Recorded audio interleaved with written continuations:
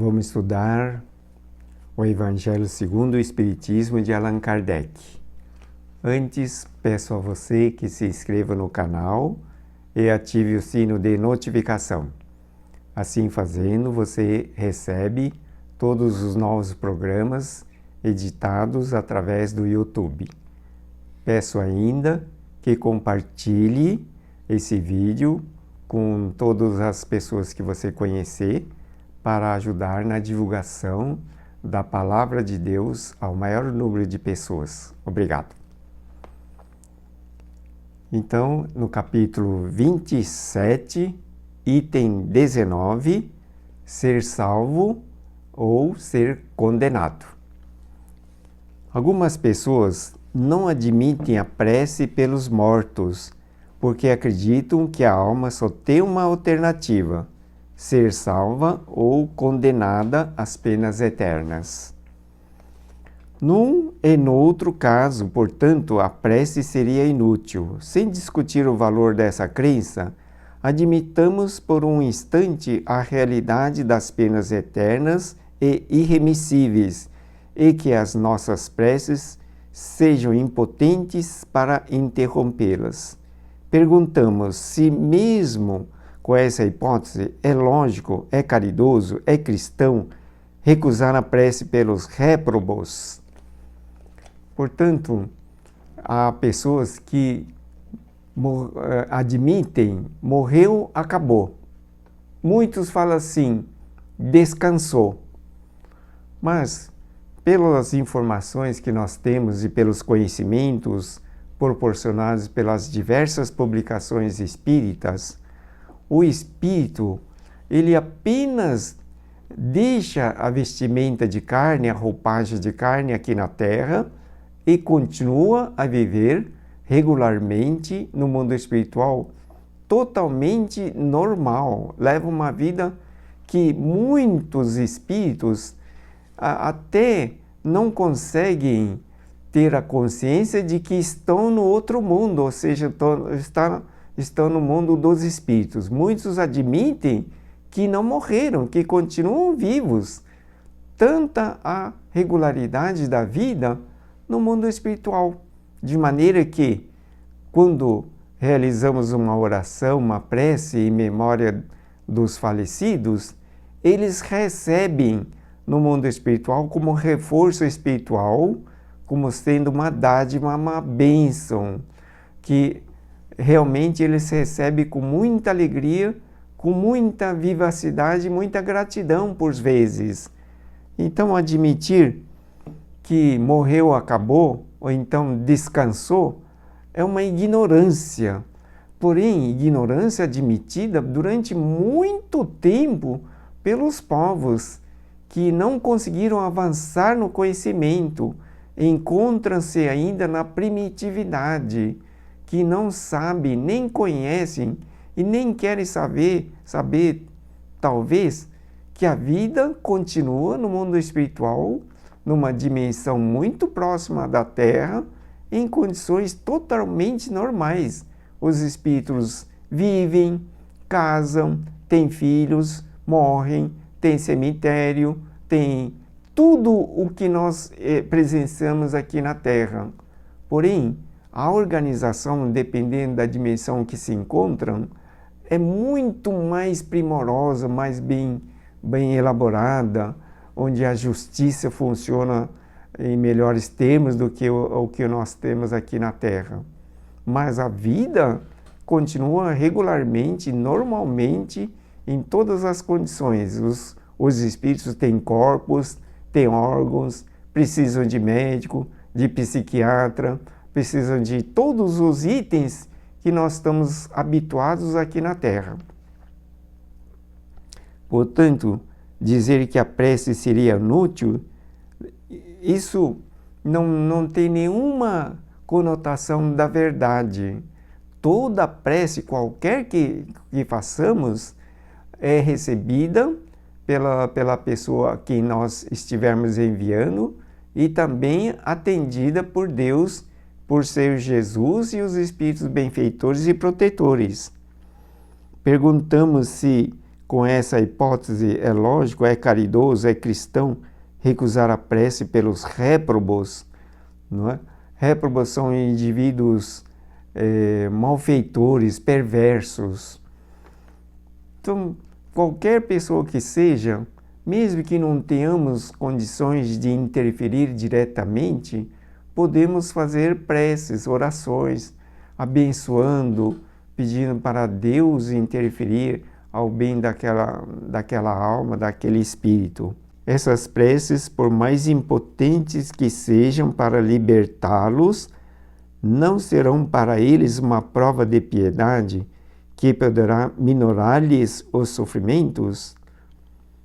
Então veja que, mesmo que seja um espírito mal feito, que tenha feito muita maldade aqui na Terra, e que lá no mundo espiritual provavelmente deve continuar no caminho de grandes sofrimentos, quaisquer preces realizadas ao bem dessas almas, desses espíritos, provável que são bem recebidos e representam um alívio para essas almas culpadas, cheias de pecado.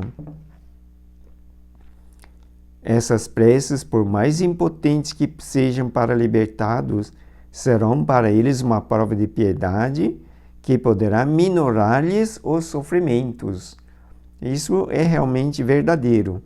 Na Terra, quando um homem é condenado à prisão perpétua, mesmo que não haja nenhuma esperança de obter-se a graça para ele, é proibido a uma pessoa caridosa auxiliá-lo a carregar o peso dos grilhões? Não é? Portanto, devemos exercitar em todos os momentos o treino de amor ao semelhante, pelo ensinamento do Senhor Jesus. Amai ao teu próximo como eu vos amei, disse Jesus.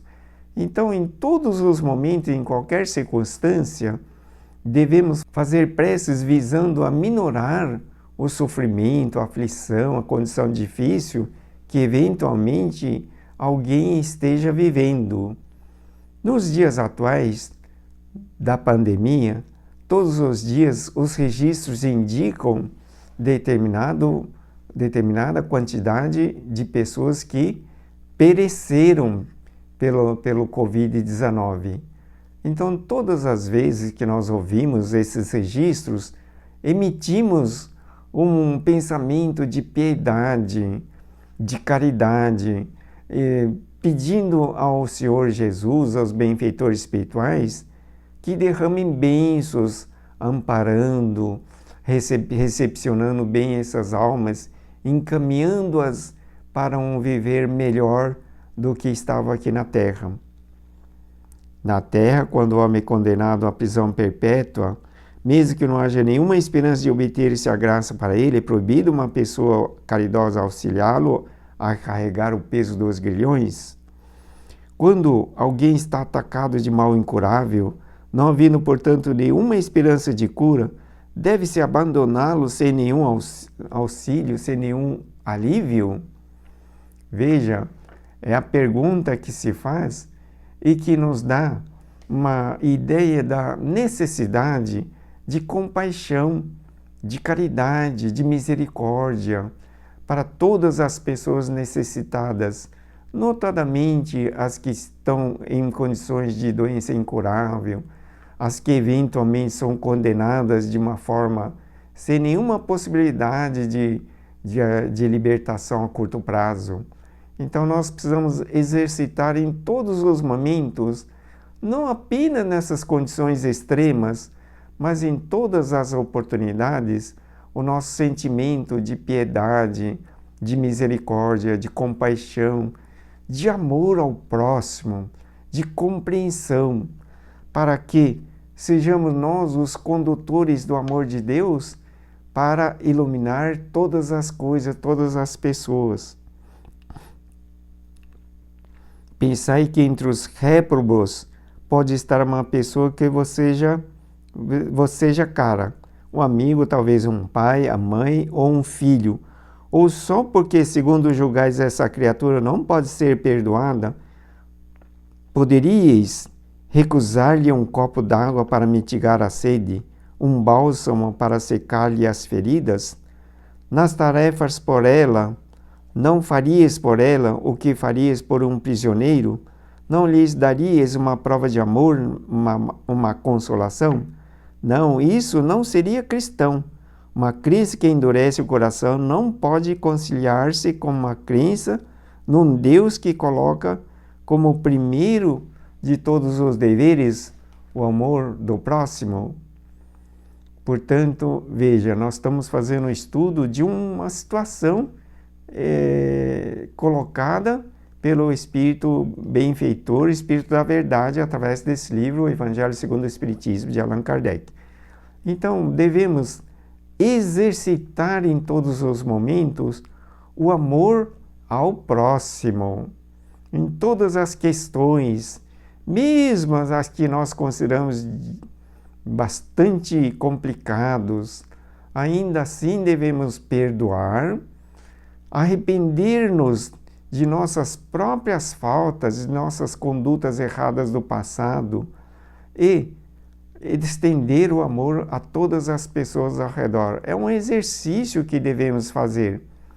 Quantos de nós temos gravados em nossa alma, no subconsciente, no profundo da alma, erros e imperfeições que ainda provavelmente deveremos renovar, reconsiderar e fazer com que sejam purificados com as nossas obras, nossos trabalhos dedicados ao bem? Quem é que pode afirmar que não tenha em sua alma nenhuma coisa do passado ainda pendente? Se todas as questões pendentes na alma já estivessem purificadas, nós não estaríamos aqui nesse mundo tão cheio de imperfeição, tão cheio de pessoas injustas, nessa pandemia que estamos vivendo, com pessoas morrendo aos montes. Se nossa alma estivesse purificada, não estaríamos num ambiente desses, de um governo tão injusto, de umas pessoas tão cheias de maldade, do mundo onde falta o amor. Vamos considerar que estamos no mundo onde Deus nos permite exatamente para o aprimoramento de nossa alma, nos trabalhos dedicados ao bem que podemos fazer, na reflexão,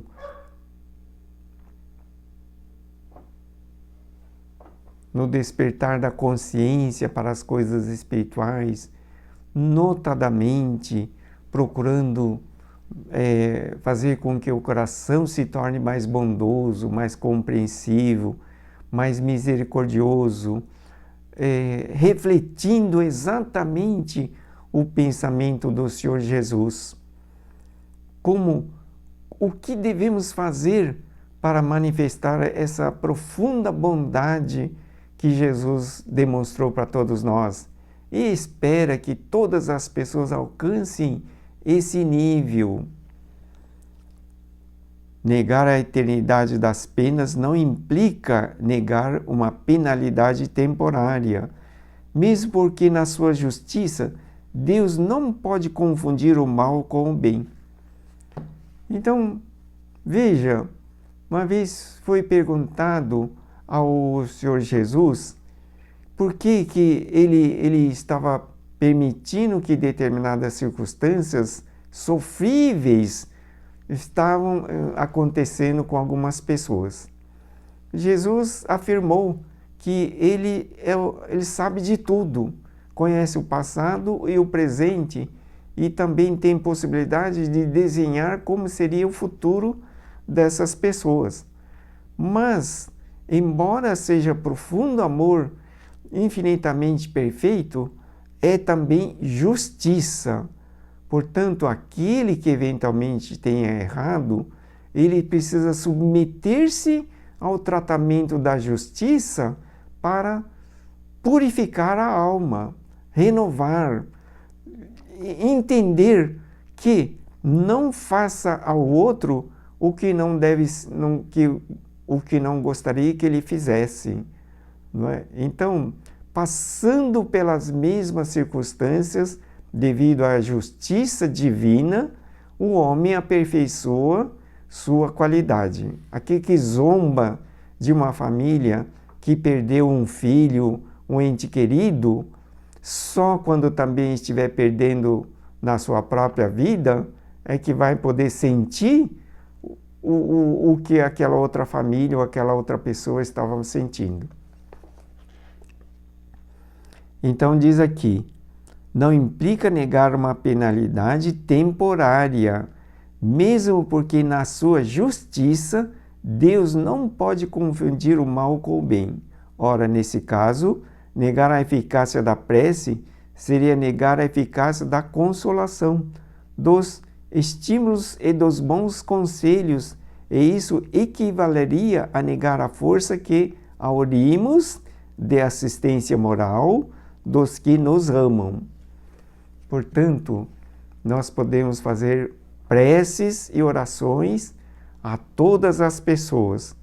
Devemos nos habituar a pensar de forma positiva em todos os momentos e também desenvolver o sentimento de compaixão, de caridade, de misericórdia, de compreensão para com todas as pessoas.